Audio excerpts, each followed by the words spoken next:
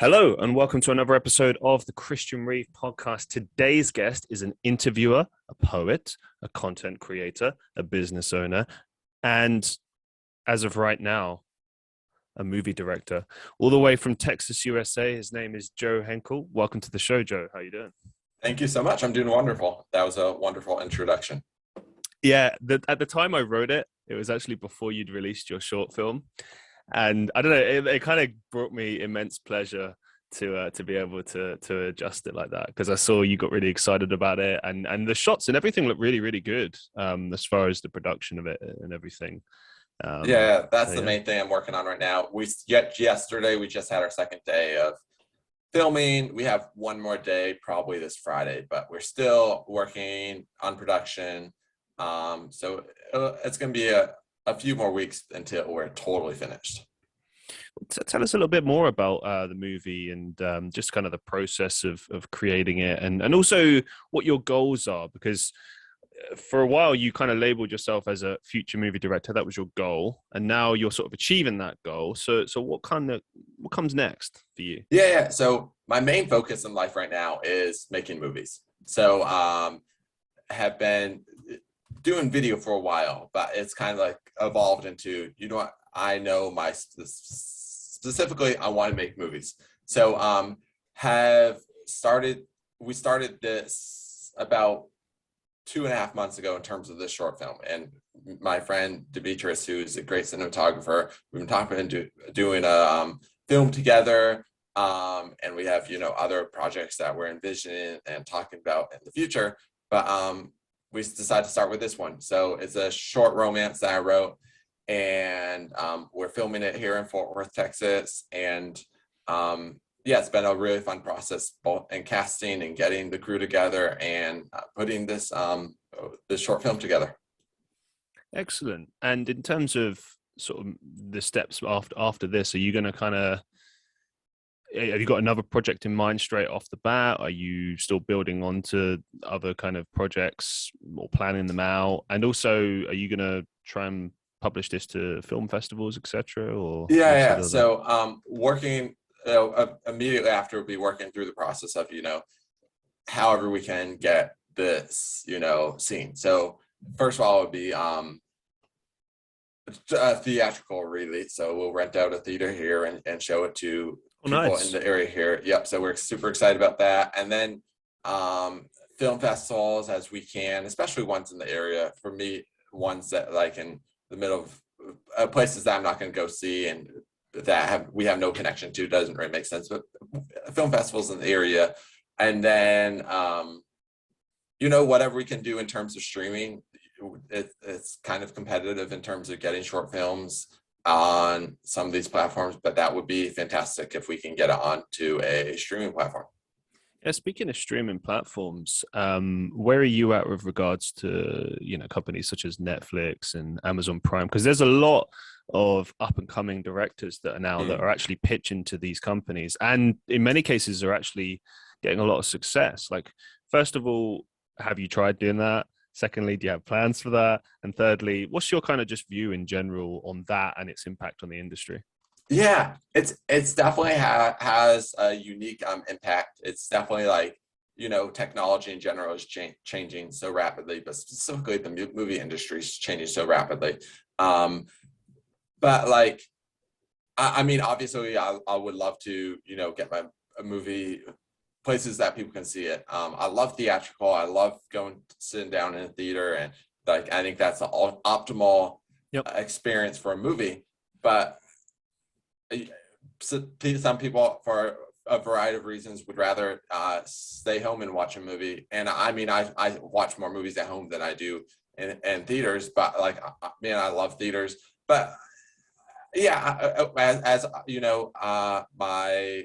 I progress in what I'm trying to do, I'll definitely try to connect with people at, some of these streaming platforms.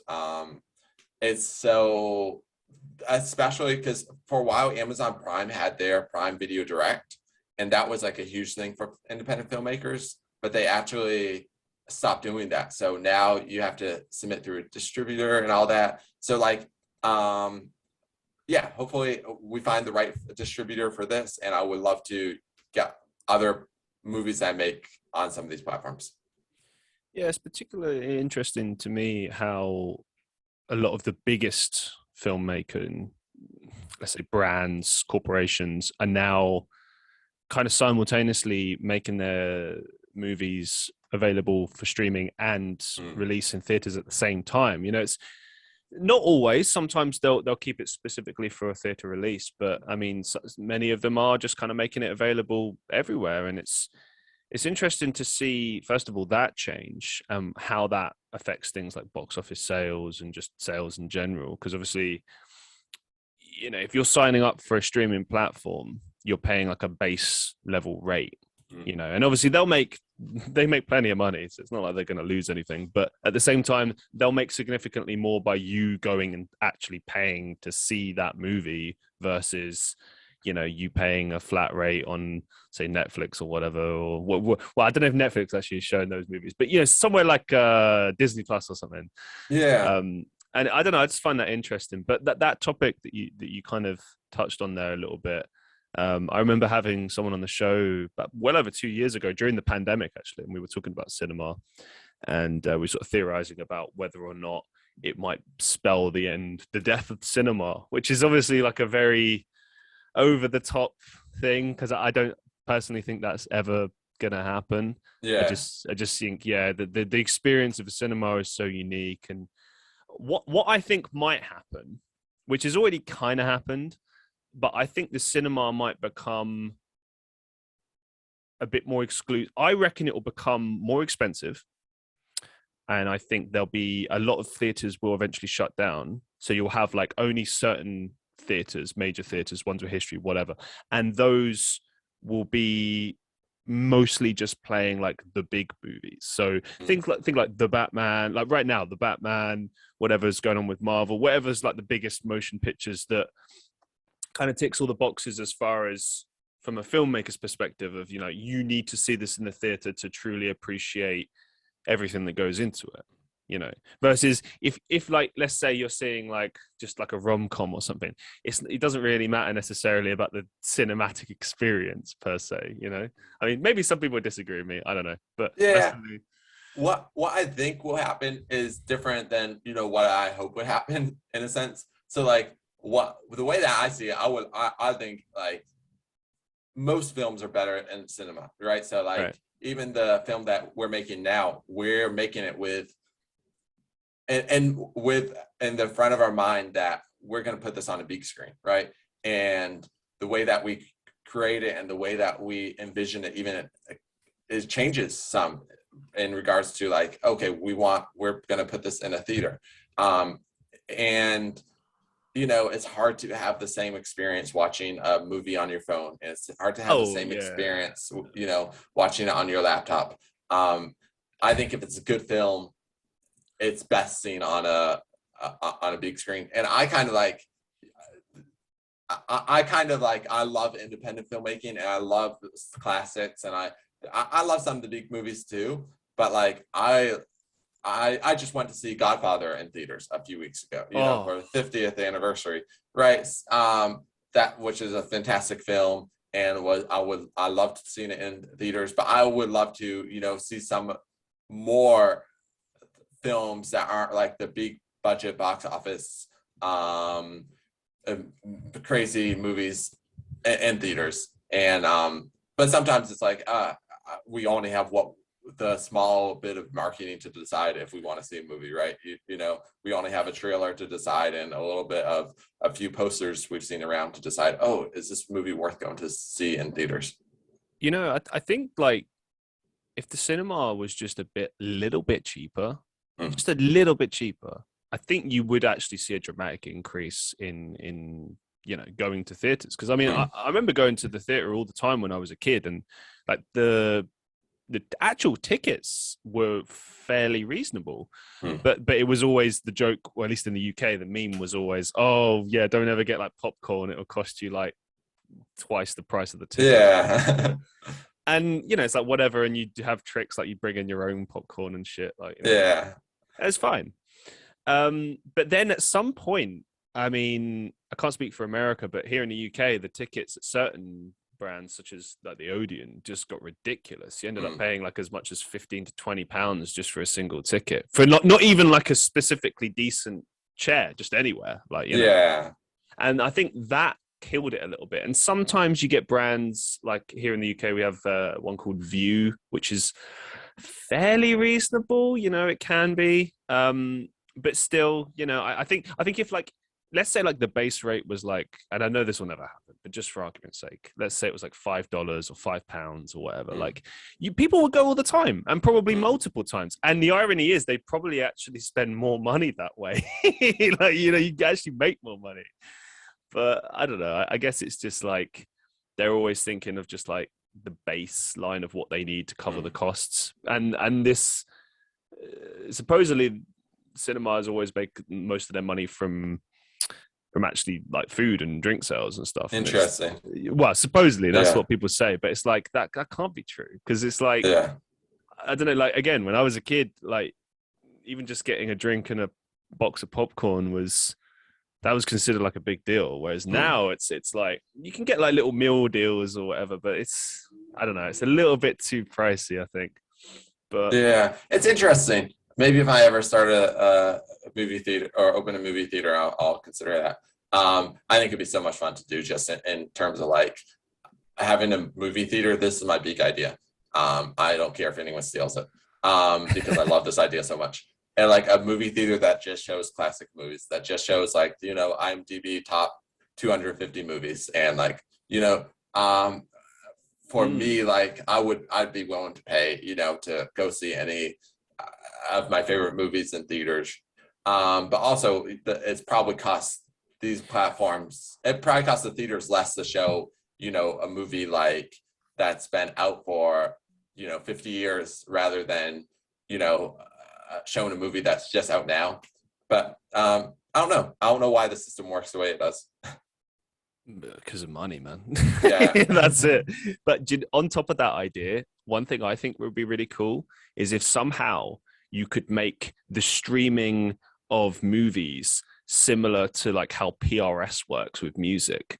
So like maybe you could have like, you could make your own little quasi theater. It doesn't even have to be a proper theater. It could just literally be like a big screen and like 20 odd chairs, and you could just call it that, and you could say like, oh, home theaters, and you could even charge for ticket sales if you want, right? But so long as you pay for that base rate to actually like, you know, watch the movies, and it's similar to PRS, that could work, and loads of people would do it, and loads of people would end up paying those licenses to do that. And, you know, obviously you can make a system in place so that if they don't pay it, then they get fined like out of their asshole, you know, and just like, I don't know, whatever. But like stuff like that would encourage not only like people doing their own thing and potentially saving a bit more money, but it would also help the cinema industry, because it would A, force them to drive their prices down a little bit, and B, I don't know, I think more people would go to the cinema because it would be more accessible. And that's generally always the key. But I don't know, I mean, these days, and this is something I wanted to raise to you actually, just on the topic of cinema. I mean, I've seen old clips of like old theaters and movies, like people reacting to like the Star Wars movies and like the 80s and stuff, and you get like supposed like people going, like, you know, Darth Vader revealing he's Luke Skywalker's father, like, you know, and there's like audience reaction. But generally speaking, people always tended to be quiet in theaters. I mean, interesting. I mean, I can't 100% speak for America here. I'm just theorizing that it's like that. But here in the UK, whenever I was going to a movie, you were always told like, shh, don't talk during the movie, you know, phones off, like, shh. So like you kind of like almost conditioned not to react, you know. Interesting. Whereas now, I don't know, like that's the new thing, isn't it? It's like, the latest Spider-Man movie is out, and it's, you know, everyone in the theater is going like, oh yeah, and cheering and all this, and it's kind of like a nice moment to be a part of, almost like an experience. Like it adds to the cinematic experience. I think that, you know, or it could be really annoying depending on how you feel about it, I suppose. Yeah, I think specifically I saw the new Spider-Man in theaters, and I kind of experienced that, and like there was that reaction, and I think too, it's like most movies that are out there's not a lot of context to, there's not a lot of anticipation to, right? So it's like, you know, lots of people went to see Spider-Man, but like I can't think of like 5 other movies in the last year that were released that had that same anticipation. You know, like a little bit Matrix, a little bit, you know, one's built on these big franchises. But so there's part of like the anticipation of it. I think the other part is just like how people react, like emotionally or audibly, isn't really reflective of how good the film is at all. You know, it's like people are changing, people are different. For me, it's like I'm not looking for like a necessarily like audible reaction, but I hope like when I make a film, it inspires people and it affects people emotionally. But you know, the audible reaction is an interesting perspective. It's interesting that you say that it's not necessarily indicative of, is that the right word? Let's say reflective of people's overall opinions of it. I find that very interesting. I mean, but you're right. I mean, an initial reaction to something and then what you're going to write on the review afterwards are, I suppose, 2 different things. I mean, like, for example, you mentioned the Matrix movie. I'm a big fan of the original franchise. Watch the new one. When I was watching it, I was like taking it at face value for what it was. I'm just going to be brutally honest here. I've said this in live streams. I'll give you my thoughts on this movie. Okay. For the first half an hour, I was just wondering what the fuck is going on. Truly, I was like, okay, so it's like a bit of a parody. And then I actually, the first thought I thought was, is this a parody movie? Is this not actually, this is not the Matrix. This is like a parody of the Matrix. Like, that's genuinely what I thought. Like, in a serious way, I was like, I guess what I was trying to do is figure out what they were trying to do with it. What's the storytelling device here? And then I realized, no, this is the next installment. They're just taking a long time to tell you what the story is. They're dropping in little snippets here and there before they get to the thing. And then they basically just like almost repeat the events of the first movie. And it's like, okay, fine. Loads of movies have done that. You know, Star Wars did it. Sometimes it's good to do that, you know, but I wasn't getting any real nostalgia, any hits like that. I mean, yeah, it was cool to see Neo and Trinity. And that was actually a good part of it. Their performance, stellar. It's like they never left their roles. Fantastic. But oh my God, there were so many bad things with this movie. Barely any character development. There was one, I can't remember the actress's name, but there was one key character that they built a little bit that was assisting Neo, and they built her and she seemed interesting, but then everyone else just seemed like cannon fodder. So I just looked at them as like, oh, I guess they're all going to die then. I just assumed that because that's in story, you know what I mean? In storytelling, they don't build up the people. They're probably just going to disappear or die or something. Yeah. Not always, but generally. Like if it was a horror movie, they'd all be dead. I hated what they did with Morpheus.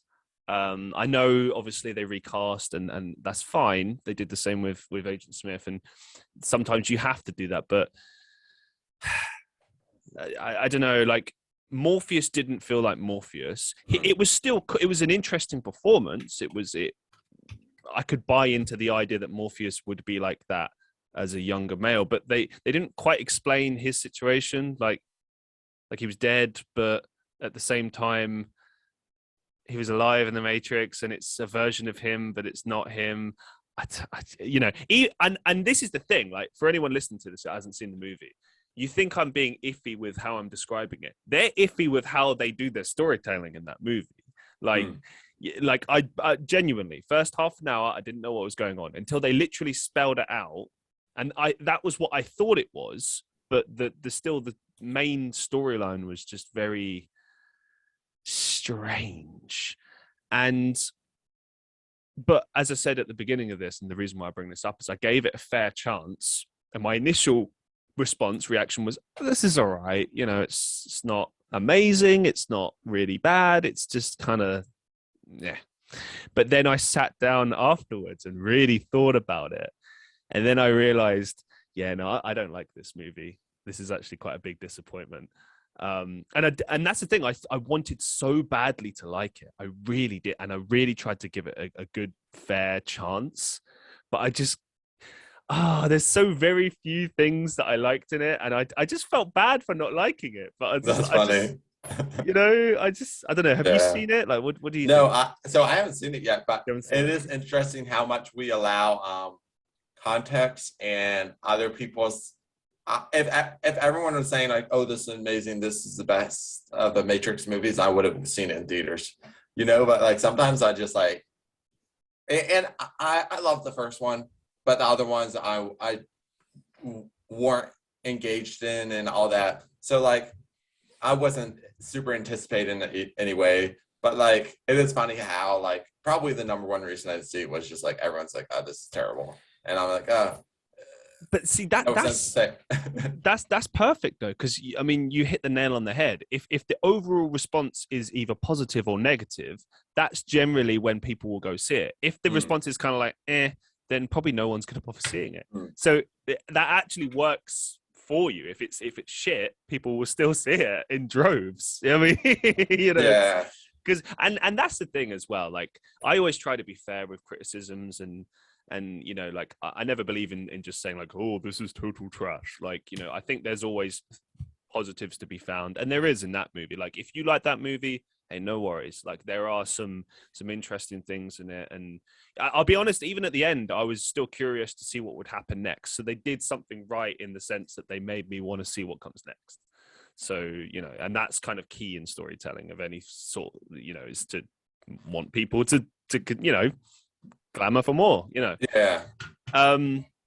But yeah, I think too much credit is given to like critics and stuff. Like when something on Rotten Tomatoes gets like a really bad rating, and it's like, oh well, I guess I shouldn't see it now. And it's like, well, I mean, just take it with it. That's just one person's opinion or one organization's opinion. And yeah, okay, they know a lot about movies and what generally most people will like, but I mean, there's been plenty of times when the critics have panned something and then it's been just a massive success and everyone's loved it. So it's just opinion, Yeah. But I don't know. It's that word. It's like a Yeah. buzzword, isn't it? Critic. It's like as soon as people hear that, they're like, oh, the authority on everything. Okay. Yeah. I definitely have strong movie opinions, and I have, movies that I like and don't like and all that. And I think we all, especially, we all have the ability to put our perspective out there right away, with social media and all that. And there's pros and cons of all that. I think like I have no problem criticizing a movie, but I'm more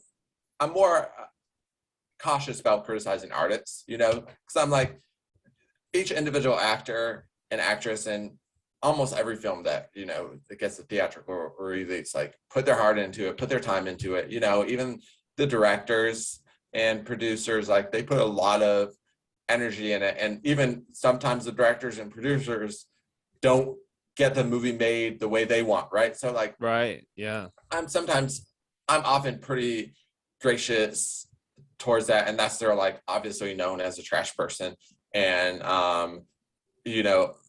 but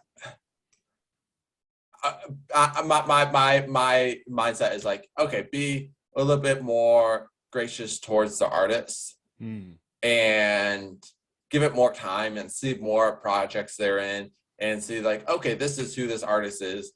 But I mean, I don't mind trashing if a movie I just don't enjoy it and I don't see anything in it, I don't mind trashing a movie. Yeah, I mean, that's the thing. Like, I remember when I saw the response on Twitter to The Matrix, for example, people were almost saying like, "Oh, it's not okay to not like this movie. Like, if you don't like this movie, that means that you have X, Y, and Z opinion about political stuff." And I was like, "What? It's a movie." Like, I get that there's, points and stuff and wider things they're trying to achieve with the movie, and that's fine, no worries. But it's perfectly okay to say I don't like this movie and not have like any political beef at all. I just see it. Yeah. I just took it for what it was. I just looked at the movie as it was with the storyline and the plot devices and the characters, and I just decided it's not for me. Yeah. But as you said, I think it's an important distinction, like how you voice criticism. There's a respectful way to do it, and then there's a non-respectful way to do it. Like when I see stuff like that, when it's like, oh, this person is awful and terrible, and they didn't try and they didn't do this and didn't do that, and it's like, well, A, how do you know? B, it's just, I don't know.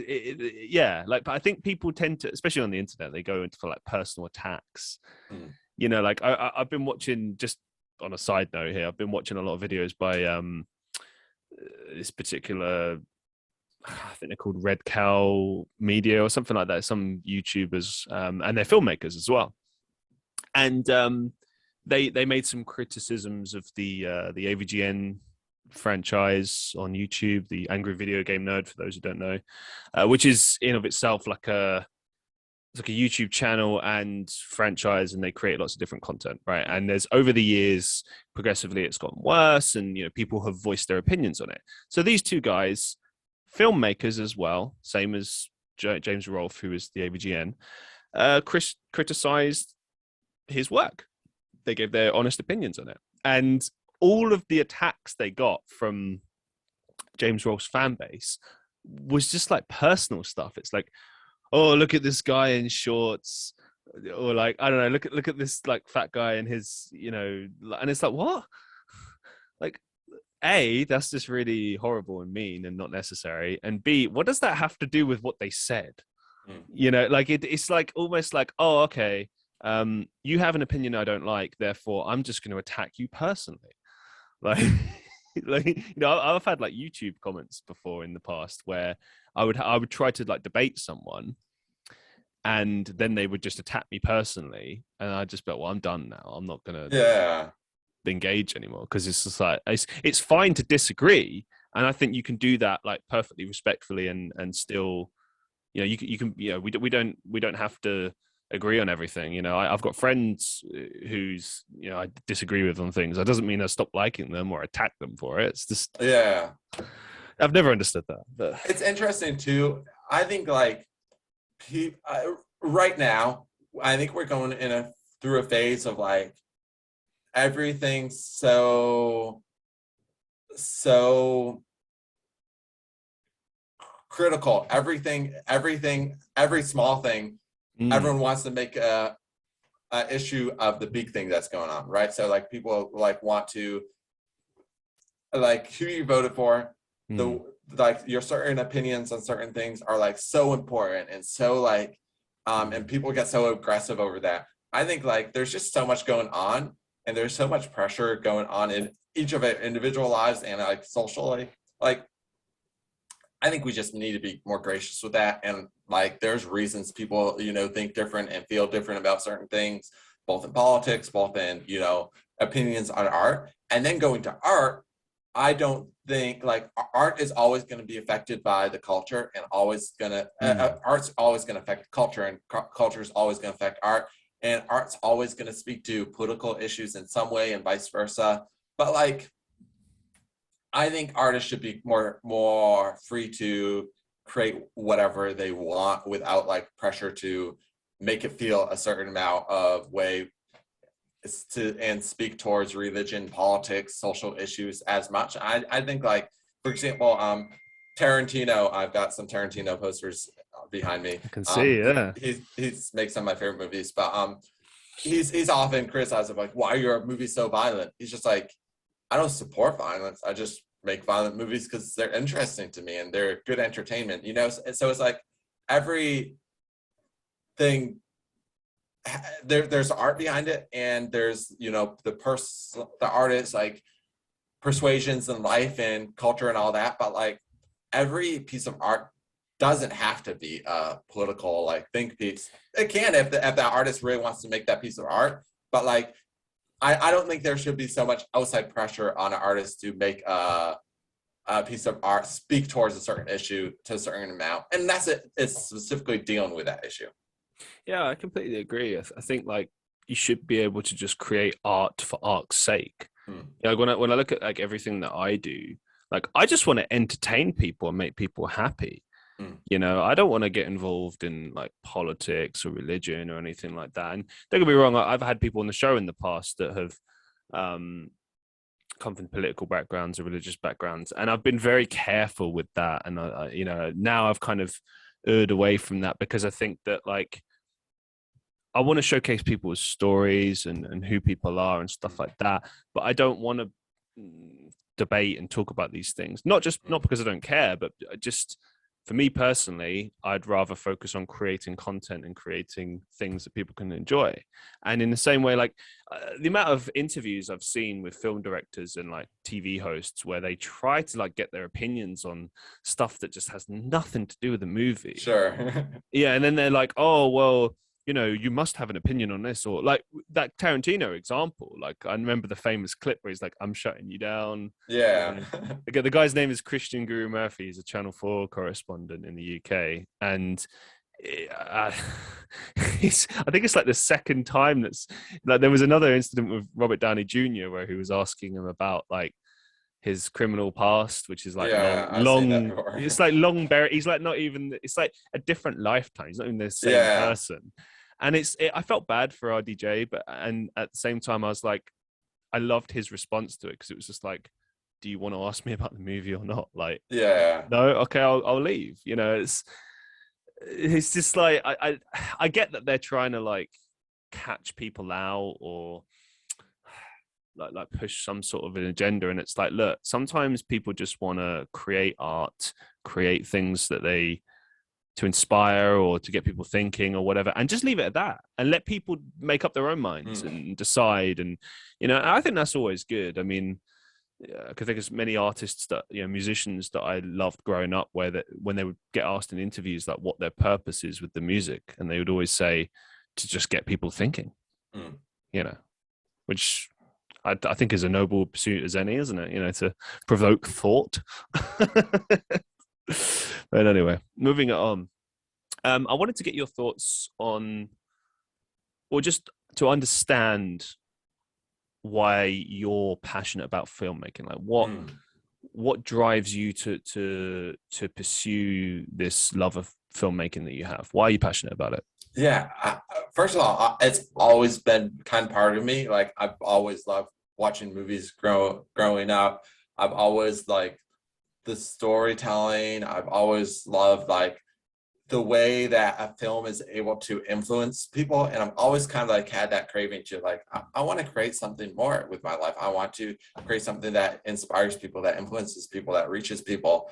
And it's kind of evolved to having clarity of like, oh, what I think I'm supposed to do, at least in this point of my life, is produce and direct movies. So like, it's evolved from, you know, I want to start creating stuff, so start a YouTube channel. I want to, you know, inspire people and writing poetry, and then kind of evolving into, you know, I think the best thing that where my passion lies and where I think I can help and influence the most people and create something awesome out of it is making movies. So it's been kind of like a slow process of me seeing like, oh, filmmaking is the thing that I've been kind of looking for, but also like, I just love film. I think it like the storytelling ability in film is like, you can't, I hate the old saying of like the book was better than the movie. I'm like, how can a book be better than a movie? You have to sit there and read. You don't see anything. That statement right there is way more controversial than anything I've said already. Yeah. I get that books are necessary and important art form, and you know, even as filmmakers, we have to read scripts and we have to like books are important art form. But like for me, like a movie is so much of a more fun and exciting experience of like, oh, I actually get to see what this writer put on the page, or I get to like, you know. And they both have their different forms, and I'm not going to debate like one art form is better than another. But movie, you know, kind of combine the different art forms with music, with acting, with, you know, theater, with writing, and it kind of combines this into like a amazing piece of art that hopefully, and the movies that I love most are the ones that make me think or inspire me or make me feel some deep emotion. And those are the types of movies that I want to create. It's like, I want to make movies that make people either think or feel some strong emotion or strong thoughts, and like hopefully get some kind of reaction, and not change people's lives and like, oh, you know, they're totally different people when they walk out of a theater. But it's, I think, cool to create a piece of art that changes like a tiny little thing in someone's life, and they're like, you know, I want to be a better person in this area, I want to change in this area, and oh, maybe I should go call my mom after this, or you know, like something that like changes someone's life in just a tiny way. I think that's like a successful movie. No, I get exactly what you mean with that. Like, I can think of certain times when I walked out of a movie theater and been very inspired or taken back or touched in some way by what I've seen. And you know, I mean, books can do that too, but it's just, I think it's just incomparable. You know, it's a different type of storytelling device and a different approach and everything. And I think one thing that people always forget about that as well is that like a movie is just like one interpretation of an idea. You know, it's like when you get like reboots and whatnot, and people complain like, oh, it's not as good as the original, and it's like, well, it doesn't have to be. Like, it's different. Like, I mean, if you try to like legit just remake a movie like almost shot for shot, then all right, fair enough, you can make the argument, oh, it's not as good as the original. But like, why would you do that? Like, you'd reboot it, you'd go different. Like, I always think, I gave this example on an earlier podcast, but I loved the remakes of RoboCop 2016 and Total Recall, I think 2012. Obviously the originals were in 90 and 80s respectively, and they were completely different, but they were perfectly adapted for the modern era. But they were different. They didn't try to be the original movies. They tried to do their own thing, but they were still true to the characters and the storyline. Perfect, you know. And I was really surprised actually that we didn't get sequels to those movies, but I guess it is what it is. But yeah, I mean, it's just opinion, isn't it, at the end of the day? And I don't know, whenever I hear people say like, oh no, this is right, this is how it is, and it's like, that's just not possible. Like, it's opinion. It always will be opinion. Yeah. And to go back to the whole books are better than movies, or in my opinion, movies are better than books. Like, it's not, I'm not saying that like, oh, you can't have filmmaking art form without what we built on with books, right? Every story is written down, you know, before it's created for a screen. But like, that's why I'm passionate about filmmaking, because like, that's what I want to create. I don't enjoy writing except when I'm writing for the screen. You know, I wouldn't enjoy writing a novel as much as I enjoy writing a screenplay. And same with like the other art forms, is like, oh, those are beautiful and those are amazing, and they all kind of influence each other. But like, the reason I'm passionate about movies is it's my favorite art form. Let's move it forward a little bit. So you have this company that you're the owner of. It's called Create Wonder Media, and basically it's a business that helps people to develop their brands and create content that will help them to do that. And one of the things that's interests me about yourself that I can relate to as well is that, you know, we're multi-content people, like we have different spheres, and we'll get into some of the things you've touched on earlier, such as your poetry and stuff. But I wanted to just focus on this business for a second. Like, what can you tell us about the creation of this company and what your company actually does to help businesses and brands?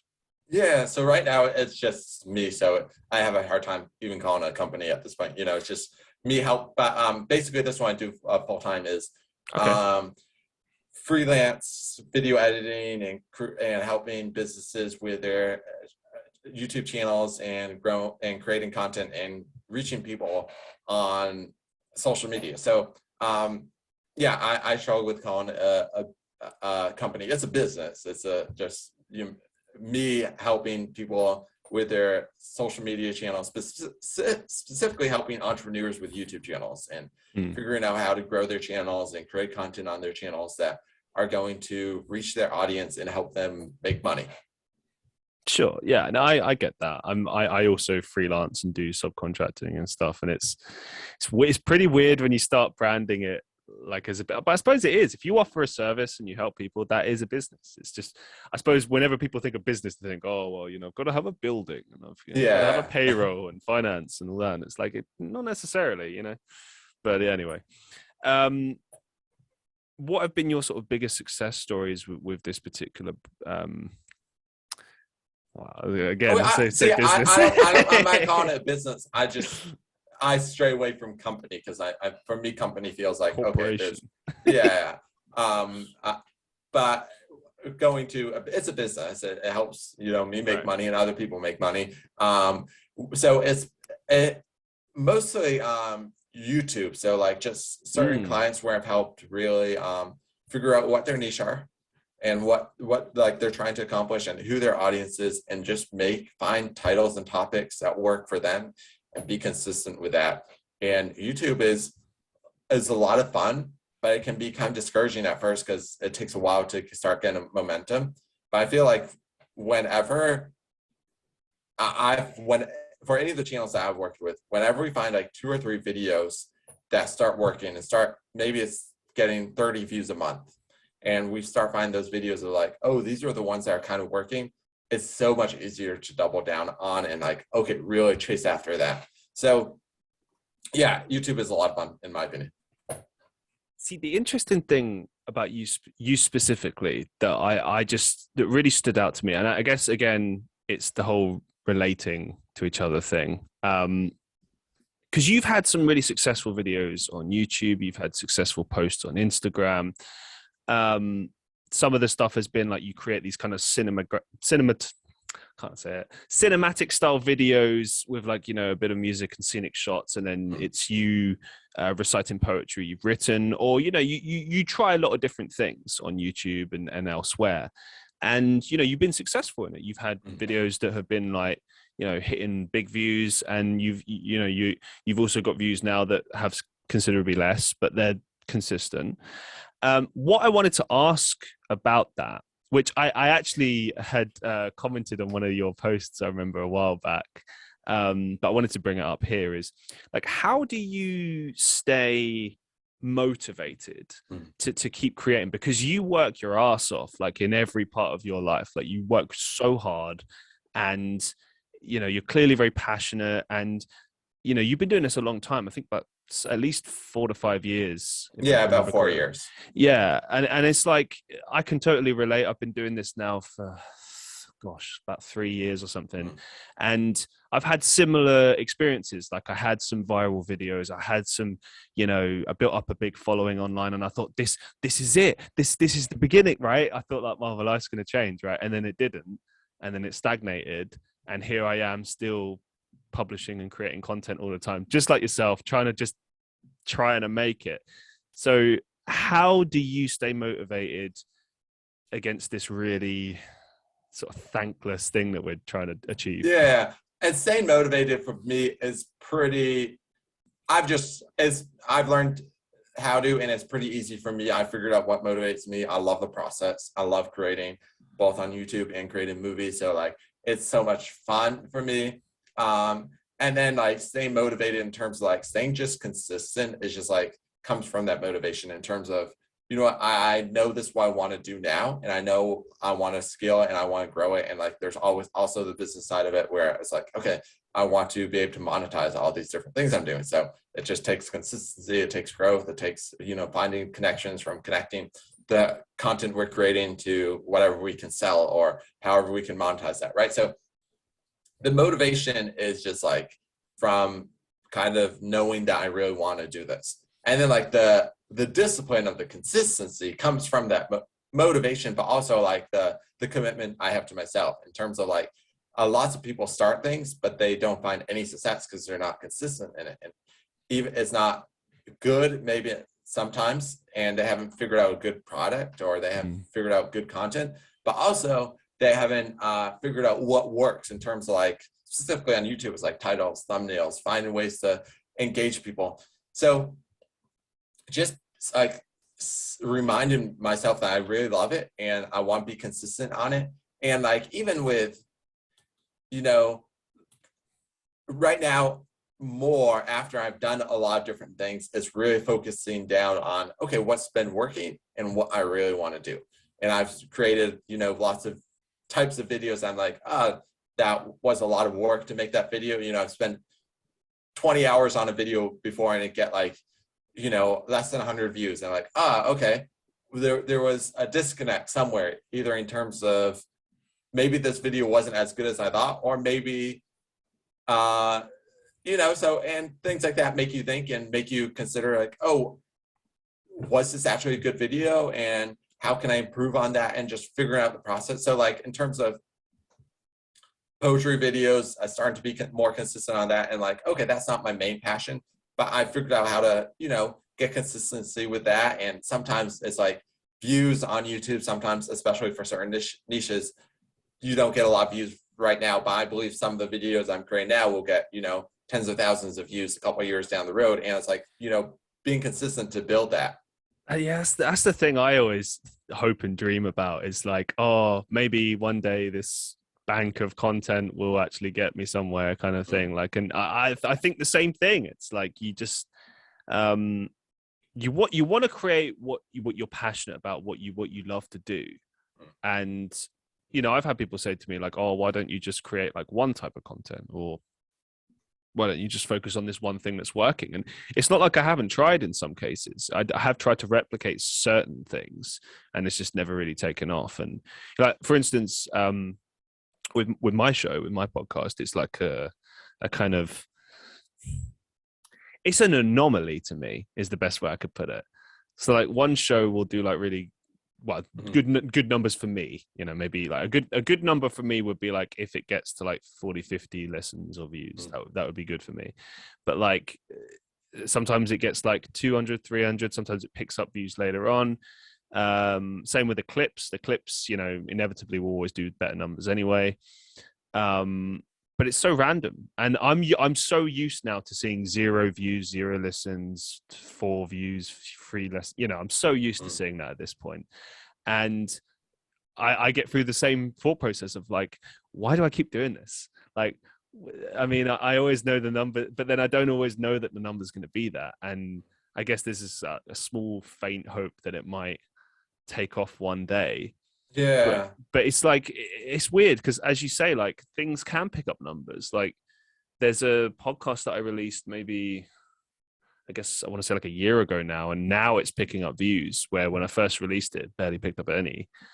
And I'm just kind of like, oh, okay, well, that's cool, but I don't really know what I can learn from that. Like, it's tricky, I think in terms of like defining success and like what's working for us on what we're creating, that's a little different for different people. So for me, like, and the people that I'm working with, making money is a pretty important part of it. It's like, if we're going to create so much time on this content, on building something, we hopefully create something that's making sales and helping you, like, especially for us who are like super obsessed over it and creating 30 hours a week on content. It's like, okay, hopefully you're making some money to cover something.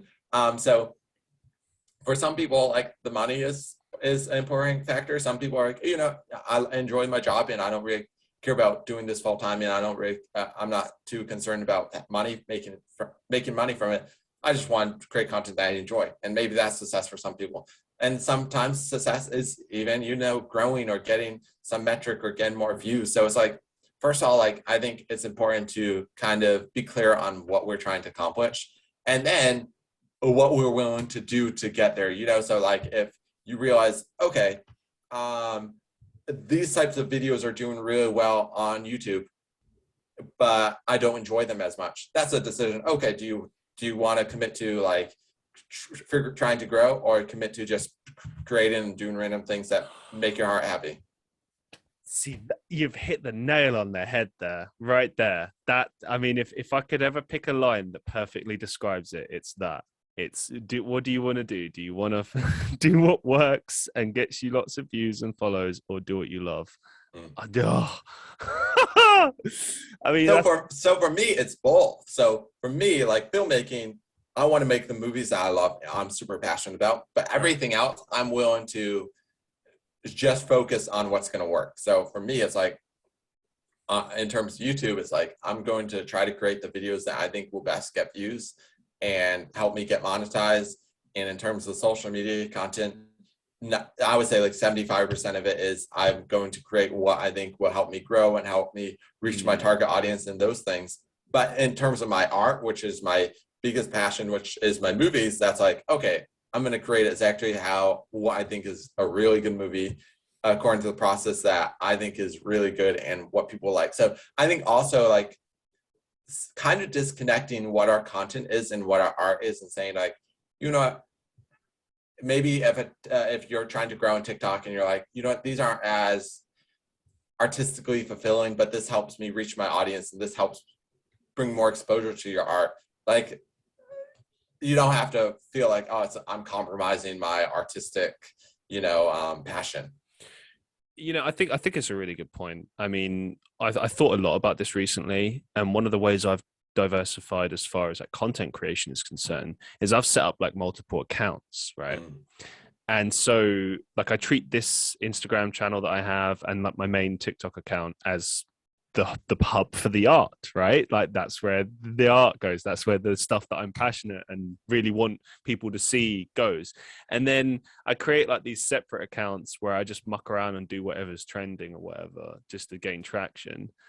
And like I've been experimenting on TikTok with this principle. So I got like a second account, and I do actually use it for fun as well. Like just muck around and actually enjoy the app for what it is.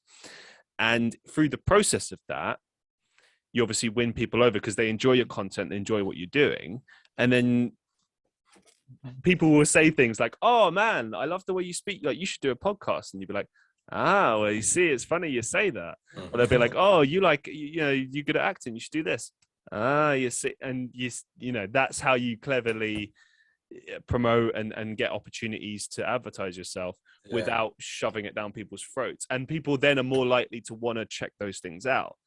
And like recently, that's something that's happened, at least for me. And I think part of it comes down to wanting to try different things, as you said, try different things that work and keep trying. But I think also some of it comes down to like having the right attitude as well.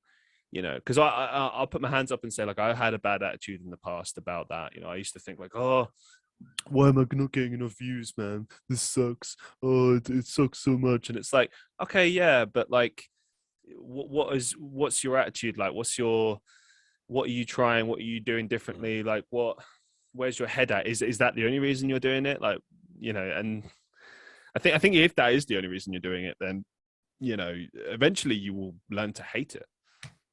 You got to do it because you love it. I think there also needs to be like a healthy balance between experimenting and being consistent with what works.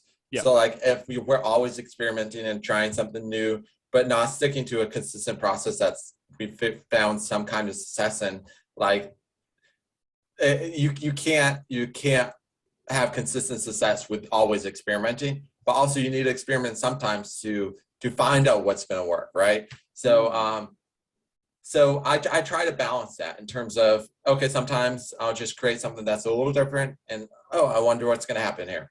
But most of the time I try to stick to a process, stick to, my main accounts. I have sometimes, create other accounts, but then I realize like, oh, this is kind of like, sometimes it can be a good experimenting place or sometimes it can be a distraction. So like, I think that's for all of us to kind of figure out like, oh, is this helping me reach my end goal or is this distracting me from it? Is this fun, or is this just more of a burden in my life? So, I don't have the answer there, but we all are figuring that out. Yeah, I mean, well, I think again, you hit the nail on the head perfectly. It's a process. It's a constant thing, and you chop and change all the time, and you try and, I think for creators such as ourselves, where the passion is in the art, and we know what we want to do, and we have like, your goal is to be a filmmaker. My goal is to be, an actor and a podcaster, and these other sort of things that I have, and I always will put my key kind of hours, if you like, into that stuff. And then the free time, once I've done that and I'm happy, okay, I've put enough hours today or whatever, The rest of the time can be whatever you want it to be, you know. And as you say, it's about having that healthy balance and getting your priorities straight. And you know, but it is, you know, it's a back and forth, and I don't necessarily think there are any right or wrongs. I mean, I totally agree. I think a big part of this is just luck, to be perfectly honest. I mean, I can't count how many people have been like, oh, you should get more views. Like, how come you don't have more views? And I'm like, I think it's luck. I really do. You know, I just think sometimes things connect with people in a way. Sometimes the right person happens to see it. Sometimes you get shouted out. Sometimes none of those things happen, and it just dies a death. And it's like, whatever. But then sometimes, as you mentioned earlier, sometimes it dies a death, but then reanimates and becomes special. And you're like, all right, I guess maybe time was the key in that. Yeah. Sometimes I think the most frustrating part of creating anything or trying to build something, especially online, is the parts that we can't control, right? So, for example, I this movie that I'm working on, I'm gonna make the best movie I can possibly. The most frustrating part in my mind, about making a movie is trying to raise money for it and trying to get distributed, right? So, like, because those are the two parts that I don't necessarily have as much control in. Raising money a little bit, I can either raise my own money, or I can, keep, trying to reach out to people who would be interested in investing. But the other part, like the distributing it part, is like, I can control making a really good film, but I can't control whether or not someone likes it. So that's a little frustrating. But same with content online. It's like, the frustrating parts are the views, because we don't control those. We control like creating content that's going to help contribute to getting good views and all those types of things. So, but also I think if we're more consistent and we put more out there, we have more chances of being lucky, right? It's like, it's lucky if you win the lottery, but it's also, if you buy a ton of lottery tickets, one of them is going to be, you're going to win something, right? So it's like, and I don't suggest playing the lottery. I think it's a bad use of money. But like in terms of like, the more you do something, the more likely you're going to get lucky doing it. And the more you do something in a certain niche. So it's like, if you're focused solely on YouTube and you're experimenting and you're learning the best practices for YouTube, you're going to have a way higher chance of getting lucky on YouTube if that's your focus and your passion.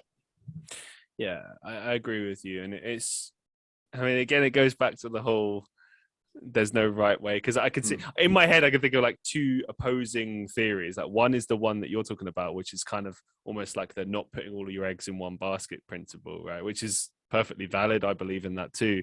But then I've heard so many people say to me like, oh, no, you got to have a niche, you got to focus all your efforts on one thing and put all your energy into one thing. And I can also see the logic in that too, and how that works. And it's like, you just got to do what's right for you, man. I think like with so much information and so many voices around us, one of the things that can be overwhelming and kind of bothers me about culture in general is like, everyone's telling you how to live your life. So like, and everyone's telling us how to like exactly create, right? So it's like different people have different opinions, and there's this hustle culture, which is, you need to just work so hard. And then there's an anti-hustle culture saying like, oh no, you need to take at least one day a week off and you can't work too hard.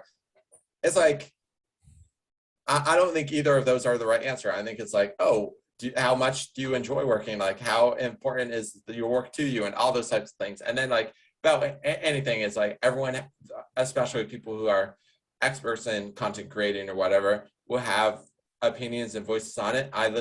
There's like 2 or 3 people that I listen to, like, and I'm committed to their process because it works and I believe in it, right? But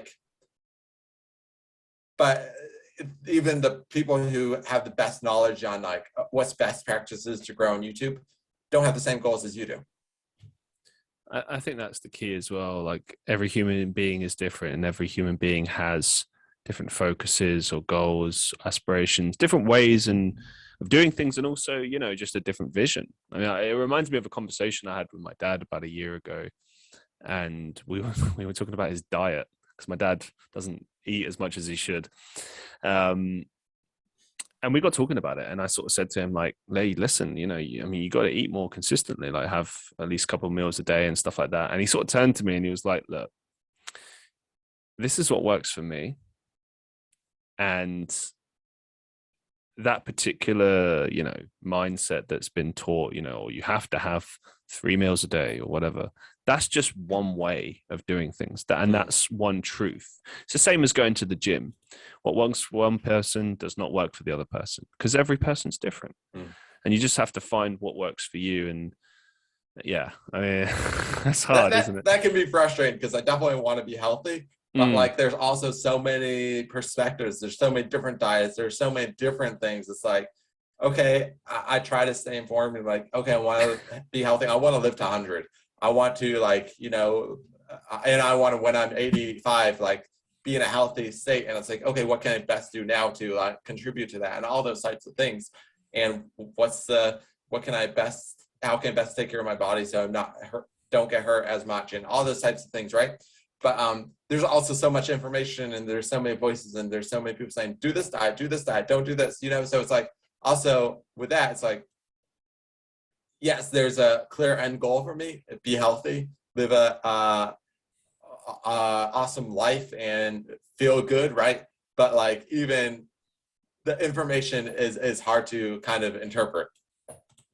For sure.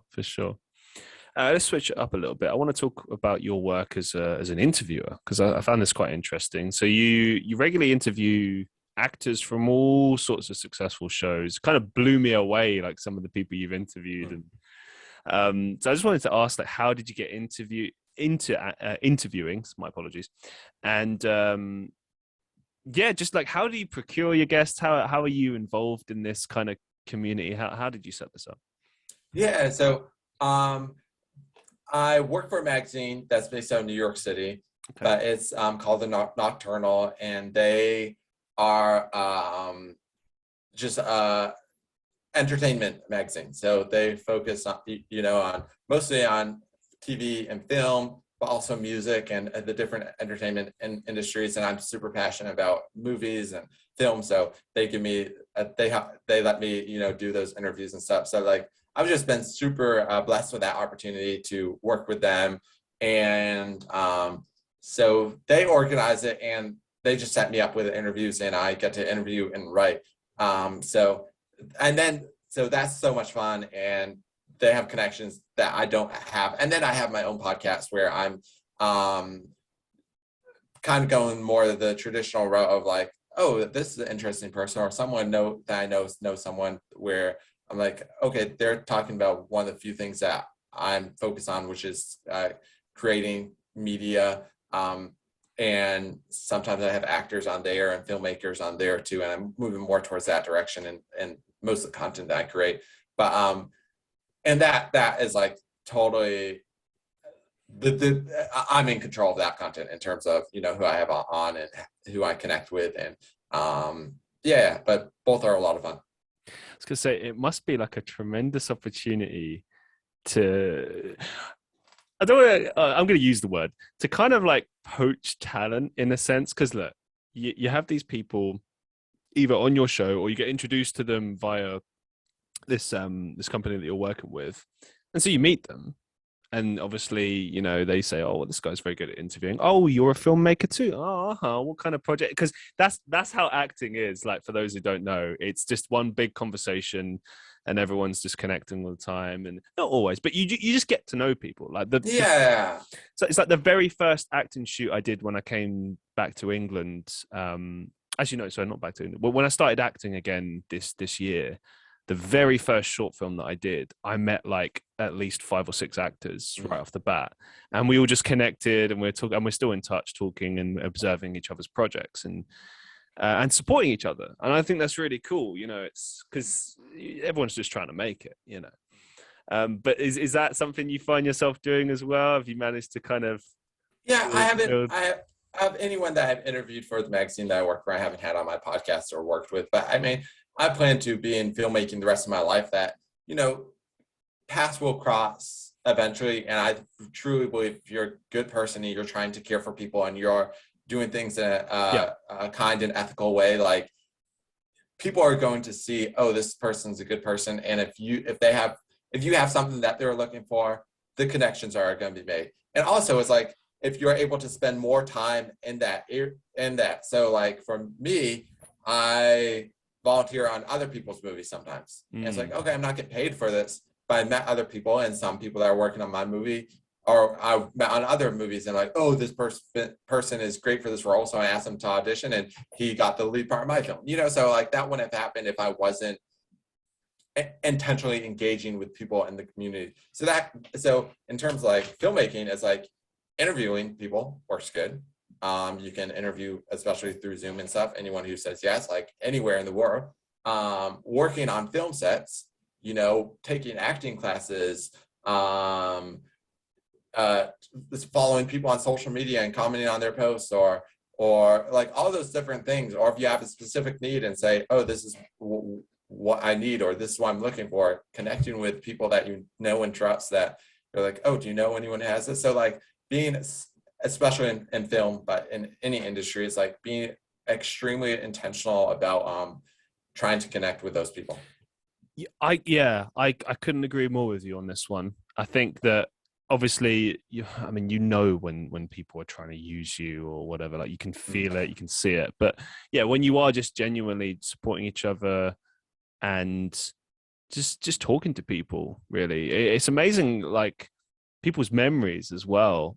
In the sense that like I had people that I've acted with previously like contact me just out of the blue and be like, oh, hey, saw this role was going, have you seen this? Like, because they remember that you're just like them, just trying to make it, and you suggest each other and you help each other out. But it's like, I think intention is key, and showing an appropriate level of respect to each other as well. I mean, so far what I've seen in the acting industry, and look, I'm not an expert, I'm still very novice to this, but all I've seen is predominantly respect and just everyone working hard to create something together, which is really, really cool. And that's one thing that's kind of exciting for me in terms of being in filmmaking, but not being in one of the main big cities. So like, Hollywood, New York, Atlanta, those are in America are like the three big places where filmmaking is happening and stuff. And like, yeah, it would be cool, and maybe eventually I'll move to Hollywood or whatever. But one thing that's really cool about being in a smaller community, Dallas Fort Worth, where it's still a huge city, but like there's not as many movies happening here. More people know each other, and you're able to kind of connect with people more consistently, like the same people more consistently, and all those types of things. That's fun. For me, it's like, okay, I get to see behind the scenes and like every level of all these different types of projects, and I know like the types of projects I want. Great. So yeah, so much fun connecting. And then, even being consistent in different ways. It's like, yeah, even that your friend who suggested you for a certain role is like, it might have not just been from that film. It might have been from that conversation that you had. Sure. Also then getting connected on social media, and then they see you at least once a week, and they're like, oh, I wonder what roles he would be. And then they see a role and they're like, oh, okay, this might be good for you. So it's like all these different things that come into play. Yeah, it's amazing. Like ever since I stopped focusing just solely on myself, as far as like, I still obviously prioritize that. You have to in your life, but when you see other people trying to make it, or they're doing well or whatever, you just want to support them. You want them to be successful too, and so you push for them to get that too, and then it just creates this kind of like almost like support network where everyone's like pushing each other and motivating each other. And yeah, it's just something really cool to be part of. And as you say, you just think of people, don't you? You're just like, oh, this person, oh, this, whatever. It's yeah, very, very cool. It's so much fun because one thing that's amazing about filmmaking is such a collaborative process. Right. It's like there's so many different parts, and we all have kind of our own little expertise, and every person on the film set or whatever. So like that's one thing that makes it a lot more fun than just sit at my computer making YouTube videos by myself. Yeah, no, you're spot on with that. Like, as much as I love doing the podcast and having these amazing conversations, I have to say, being on set, acting and stuff like that is a little bit more fun, just because there's such a big collaboration process and you're meeting so many personalities, and it's unpredictable as well. Not to say that podcasting isn't, but this is pretty reliably similar in the sense that, you show up, you have a conversation, maybe you're inspired, maybe you're moved, whatever, but like the structure of it is always the same, right? Same as videos, same whatever, right? But acting is like a totally different ball game. Like you show up and like, I mean, you get told times, dates, whatever, but like it's always unpredictable. Yeah, for sure. I don't know. I love that aspect to it. I think that's just an important thing, not just in acting, but just in life, to have some degree of unpredictability and spontaneity. I think it makes life a bit more interesting. Oh, for sure. As we move things a little bit forward, I just want to get your, I suppose, general advice on things, pinching a little bit into your mindset and things you've learned over the years. So what's the best advice you've ever received? It's a good question. I would say in general, live for something bigger than yourself. I'm a Jesus follower, so like for me, like ultimately is to live for other people and live for God, and but like in general, like live for something bigger than yourself. Live to help other people, figure out your purpose, figure out how you want to help inspire people, and figure out how those natural talents and those developed talents can fit into that. At the end of the day, it's like it's kind of boring to just live for yourself. No, I completely agree, man. This is a very recent realization I've had myself as well, where it's like just seeing everything a bit differently. Like instead of seeing the things that, and again, I'm just reiterating what Joe said here, but like you see what you have to offer, and instead of seeing like how it's going to benefit you or make you successful or whatever, you think about how can my gifts brighten the lives of other people. And this is one of the things that helped me recently with regards to looking at the things that I do in a more positive light, instead of just like looking at something and going, oh, they only got like 5 views. Well, of those 5 views, a couple of those people told me that stream or podcast or video got them through like a hard time or inspired them to do something, and I'm like, that is amazing. That's incredible. That right there makes all the time and everything that goes into it worth it, because it's impacting another human being. And it's the same. It doesn't just have to be about content creating or what we do. It's just like, think about your lives. Like anyone that's listening to this right now, like think about every day you live your life and the different things that you do, be it you go to work, you go see your family, go see your friends, the things you say, the things you do for these people, even just little things like smiling at someone, saying hey, asking someone how someone is. Like it seems so small and not impactful, but that's huge. And not everyone necessarily goes out of their way to do these things, and they should, because stuff like that can save people, and that's incredible. Yeah. And there's obviously things that we do exclusively for ourselves, but when we're taking care of ourselves and when we're happy and if eating only helps myself, but it also helps me help other people, right? Right. Yeah.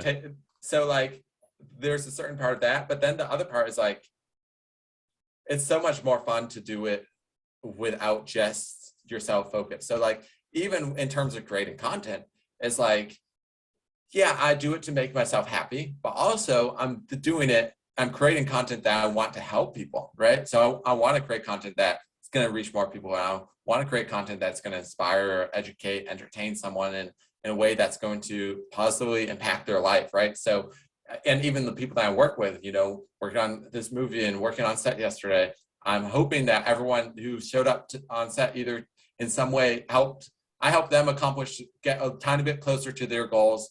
And when we have this movie out, they're going to be proud of what they created. And that's going to be super fulfilling, and me leading this project and seen these other people reach their goals in a project that I envision.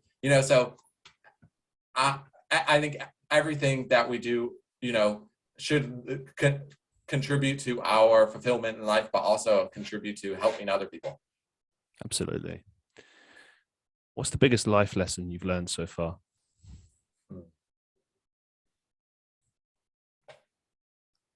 I can't think of the biggest right now, but I'll think of a big one.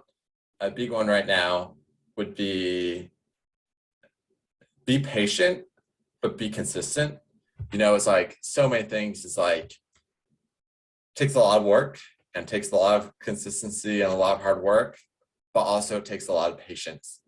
So like my big goal, my like big dream in life is to get a movie that's like theatrical released internationally. Like, and 15 years, I hope there's a movie that I direct that, is shown all over the world in movie theaters. Like that's like my big goal, but I'm also extremely patient with that.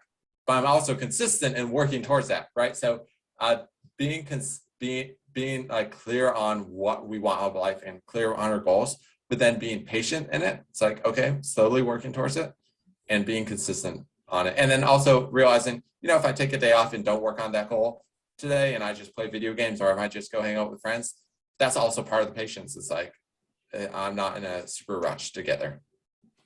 Yeah, I totally agree with you. I think that it's all about the process and the journey more so than the destination, and like,